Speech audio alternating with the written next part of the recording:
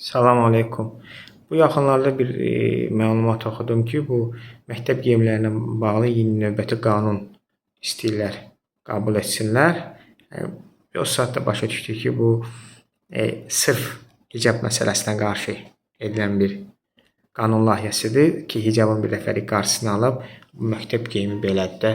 Bunu bu məsələni bitirmək istəyir. Zaten onsuz da yenə bizə məlumatlar gəlmişsə Slavyan Universitetindən deyirlər ki, çağırıblar tələbələri ki, hicab geyinməyin, hicablı tələbələri digər Bakı məktəblərində bu hadisələr davam edir.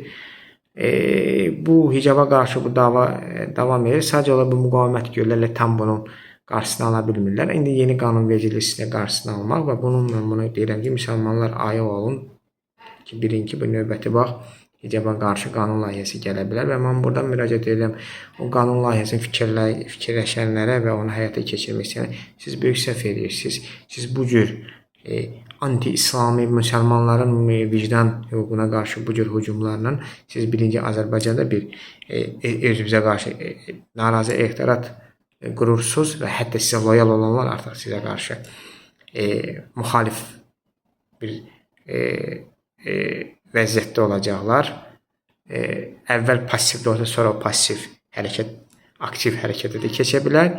İkinci də Türkiyə ilə və digər müsəlman ölkələrlə münasibətinizi çətinə salacaq. Zaten artıq Türkiyə, İsrailə görə Türkiyənin əvvəlki münasibət Azərbaycanda, Türkiyə cəmiyyətində Azərbaycan haqqında yoxdur. Sağ olsunlar bizim hakimiyyət İsraillə dostluq hansı səviyyəyə gətirdi ki, artıq Türkiyə cəmiyyətində anti-Azərbaycan belə deyək, biz abu havasını daha da güclü görürük və bunu da eləsələr bilirsiniz, Rəcəb Tayyip Ərdoğan iqtidarı məhz vaxtilə müxalifətdə olan hicab, Türkiyədə də müsəlman kəsim ciddi bir hicab qanunsuzluqlarına, ədalətsizliyinə məruz qalıb və məhz İnşallah Ərdoğan iqtidarı, yəni AK Parti gələndən sonra iqtidara bu məsələlər Türkiyədə həll olundu. İndi artıq hicablı qırıcı sürən var Türkiyədə.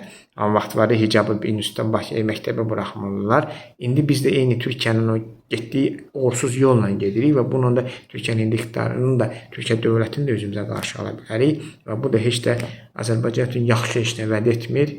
Bunu fikirləşənlər də, bunu həyata keçirmək istəyənlər də demək istəyirəm ki, stop eləyin, bu stop düyməsini basın. Çünki bu gələcəkdə, yaxın gələcəkdə Azərbaycan üçün çox ciddi negativ fəsadlar gətirə bilər.